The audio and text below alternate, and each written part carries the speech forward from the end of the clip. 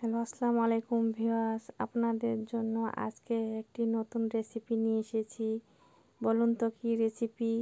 Donut recipe. চলুন আপনাদের রেসিপিটি দেখিয়ে দেই।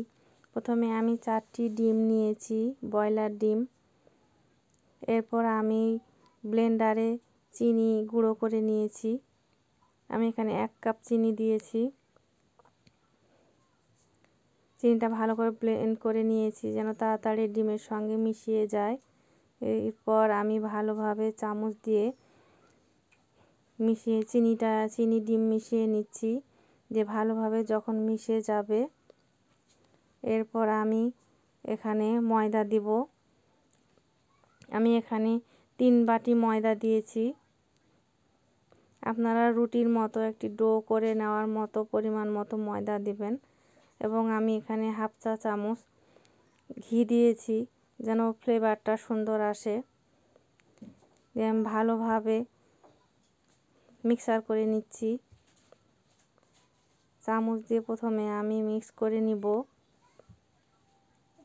ভালোভাবে আটার সঙ্গে ডিম চিনি ভালোভাবে মিক্স করে নেওয়ার পর আমি হাত দিয়ে মেখে নিয়েছিলাম। এরপর একটু তেল দিয়ে ভালোভাবে আমি মিক্স করে নিব, মথে নিব।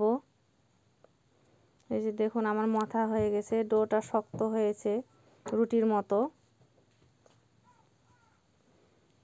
আমি এবার রুটিটা বলে নিব। বলে নেওয়ার পর আমি শেপ দেব। আপনারা বেলুন পিঁড়ায় ভালো করে বলে নেবেন। আমি একটি গোল শেপ দিয়েছি। আমি এই শেপটা একটু পাতলা করে দেব যেন একটু পাতলা হয়। মোটা হলে ডোনাটটি নরম হয়, আর একটু পাতলা করে দিলে ক্রাঞ্চি মচমচে হয়। এজন্য আমি একটু পাতলা করে দিয়েছি। বিস্কুট শেপে কেটে নিব। আমি চাকু দিয়ে কেটে নিয়েছি। এই যে দেখুন কিভাবে কেটেছি। আপনারা এভাবে সুন্দরভাবে কেটে নেবেন। আপনাদের ইচ্ছা মতো আপনারা শেপ দিয়ে নেবেন। আমি এই শেপটাই দিয়েছি। আপনারা চারকোনা তারপরে ত্রিভুজ শেপ দিতে পারবেন। আমি ডালাতে তুলে নিয়েছি। এরপর আমি আরেকটি রুটির মতো বেলে নিয়েছি। এবার আমি গোল শেপ দেব। এটা একটু মোটা করে নিয়েছি। এই ডোনাটটি একটু নরম হবে। আর আমি এটা বোতলের মুখি নিয়েছি, এটা কোটার মুখি দিয়ে কেটে নিয়েছি। এই যে দেখুন আমি ডালাতে রেখে দেব।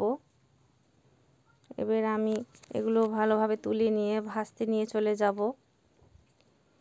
আমি এখানে কড়াইয়ে তেল দিয়েছি। একটু দিয়ে দেখলাম তেলটি গরম হয়েছে কি। আমার তেলটি গরম হয়েছে। আমি এবার দিয়ে দেব ডোনাটগুলো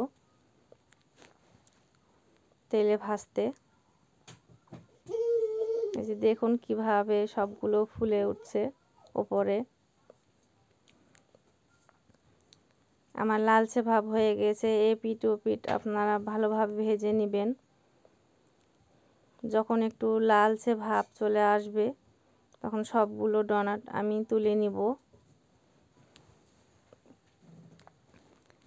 খুব সুন্দর ফ্লেভার আসছে। ঘি দেওয়ার কারণে খুব সুন্দর ফ্লেভার আসে। আপনাদের কাছে ঘি থাকলে একটু ঘি দিয়ে নেবেন। এরপর আমি গোল শেপগুলো দিয়েছি ডোনাটে দিয়ে গোল শেপগুলো আমি ভেজে নিব। এপিঠ লাল হয়ে গেলে ওই পিঠও আমি ভেজে নিব। যে দেখুন আমার ভাজা লাল হয়েছে। এবারে আমি উল্টিয়ে দিব। এগুলো একটু মোটা করে নিয়েছি।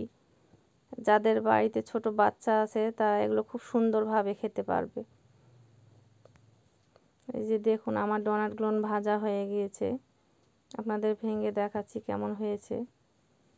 এই যে দেখুন খুব সুন্দর হয়েছে ডোনাটগুলো। আমি 3 শেপে দিয়েছি। এটি গোল, এটাও নরম হয়েছে। এগুলো একটু শক্ত হয়েছে। আমি কোটায় রেখে দিলাম। এইগুলো কোটায় রেখে দিলে অনেক দিন পর্যন্ত ভালো থাকে। যদি ভিডিওটি ভালো লেগে থাকে লাইক কমেন্ট শেয়ার করবেন।